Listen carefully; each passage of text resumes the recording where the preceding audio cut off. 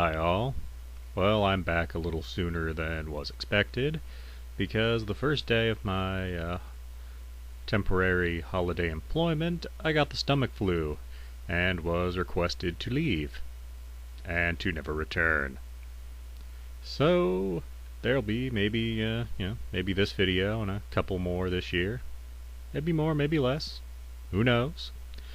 But I'm back, and today I want to talk about the Game Boy. Well, handheld gaming in general, but let's be honest, it's mostly about Nintendo here.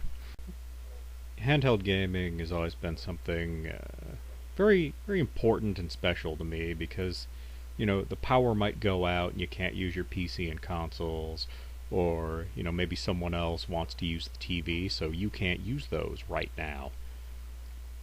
But you can always use a handheld. There's very little that can prevent you from using it, as long as you have the foresight to have some batteries on hand. And that's not even an issue anymore today, but back in the day you needed batteries. There was no real way to prevent you from enjoying a Game Boy or a Game Gear or what have you. Nowadays all of your handheld games come with rechargeable internal batteries, and you might end up with the power out not being able to play them, but I think most of the time when you're done playing with them, you just put them on the charger, so that shouldn't be much of an issue. And my love of handheld gaming starts with the Game Boy, as it probably does for most people. And then as a kid, the first major purchase I made was for a Game Gear. And that was a mistake. I never really played it all that much, never had very many games, because the Game Boy just had much better games on it, despite its lack of color. One thing that has unified all Nintendo handhelds for me is that each one that has come out, I've been shocked at how tiny the games are for them. I remember getting an original Game Boy, holding one of those carts and being like, wow, a whole game's on something this small? Then when the GBA came out, same story, like, wow, even smaller. And I can remember my exact comment when I first saw a DS game. It was like, holy crap, it's a frickin' SD card. Only, it's not. At the time, I wasn't real big in flash memory, so I didn't really know the difference, but it's pretty close. And with the Game Boy, I had a ton of games, and not even all of them are featured here, because quite honestly, I couldn't find where all of them are at, and didn't feel like digging that much for this video. But if memory serves, there was just a small handful of games that I really played a lot on the system. I mean, other games got played, but these ones here, the small handful, are the ones that I spent just hours playing and replaying and replaying. And that carried on into the Game Boy Pocket, which my grandmother gave me one Christmas. I don't know why, I don't recall asking for it, but it was nice to get because, honestly, the Game Boy Pocket, much nicer screen, better refresh rate and all that.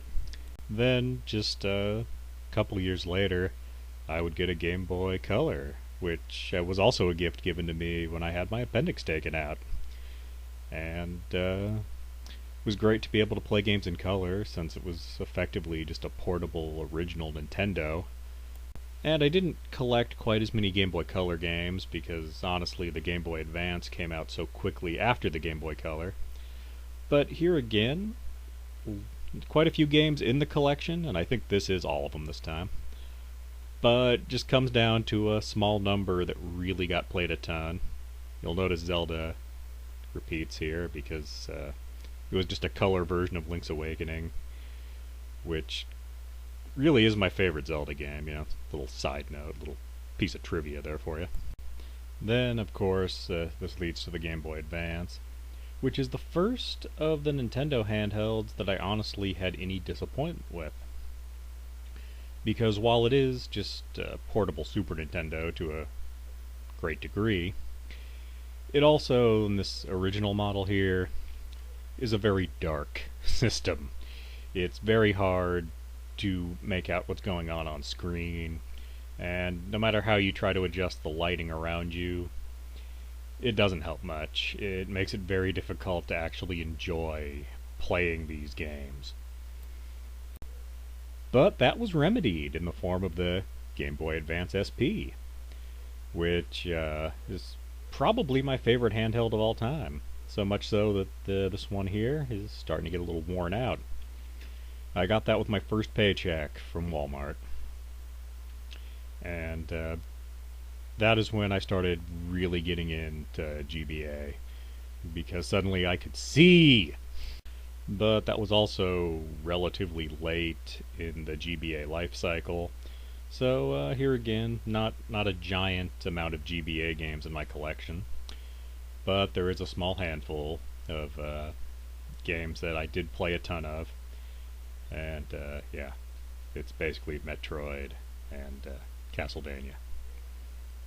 I mean, Zelda, you know, Minish Cap could probably be in here, but honestly, not one of my favorite Zeldas. I mean, it's better than Wind Waker, but, you know, that ain't really saying much. It did have a lot of good re-releases, though. It probably has my favorite version of Final Fantasy IV on this system, though the version on PSP is debatably better. Same year as the GBA SP, I also got a DS at launch. And honestly, that's a system that had a weak launch. Though I did enjoy it a lot, but it is, however, the first Nintendo handheld I ever had to replace because it got broken. You can see here that the top screen got broken when it was in my pocket. I'm not exactly sure how it happened, but that led me to get a DS Lite, obviously. And this is another system I had to replace because the lithium battery in it started to have no life. So I had to step up to a DSi XL, which I still use quite a bit today to play DS games. It's a nice way to do it because of the nice big screens. Now here again, a lot of games for the DS that I got. A lot of these I got on clearance. A lot of them got at full price because I really loved a lot of these games. But if I'm being honest, there's just a certain collection that I find myself playing and replaying more than any others. Shocker of shockers, it's the Castlevania games. Now, honestly, I never really intended to get a 3DS, but I saw a great deal, so I ended up buying one. And it's pretty kick-ass. Only later, somewhat recently actually, I ended up getting a new 3DS as a gift. So I now have two 3DSs here. Both are XL versions. And I guess it's kind of cool to play Xenoblade Chronicles on the new one, but that seems to be the only exclusive. I mean, I guess I could sell the original one, but I guess I'm kind of a collector at this point, and clearly I never sold any of my other ones. Around the same time that I got the DS at launch, the PSP launched, and well, because Walmart gave me a really steep discount towards getting one, I picked one up. And at first I was not a fan of it, but over the years I started getting a lot of games because a lot of them were very cheap to get, and there were a lot of really good re-releases. To the point that when my launch unit, seriously was a launch unit, actually came with a UMD copy of Spider-Man 2, the D-pad stopped working. I actually invested in getting a redesigned one because I just had so much games for it. It seemed silly to not have a way to play them. And while it's not the most played system in my collection, I do enjoy it a lot because Luminous is still a lot of fun, and it has some pretty good ports of Final Fantasy games and the Star Ocean games, and some decent original games too. And even now as an adult, I still do a ton of handheld gaming. I mean, if I'm going to the doctor's office and I know I'm going to have to wait at least an hour before my appointment, I take a handheld with me. It might be a 3DS, or I might be feeling old school. I mean, the last doctor appointment I had was actually like a week ago, and I took my Game Boy Color with me. I was playing Final Fantasy Legend 3 on it because I hadn't played it in a while. It's still fun. Not only that, but even back in the day on the Super Nintendo, I loved using the Super Game Boy to play my Game Boy games on TV. And the main reason I keep my GameCube around is for the GBA player. I'm a little disappointed that the Wii or the Wii U has never had a way to play DS games on TV. I mean, the Wii U seems like it's kind of built for it. You got the one screen on the controller that is a touch screen, but I digress.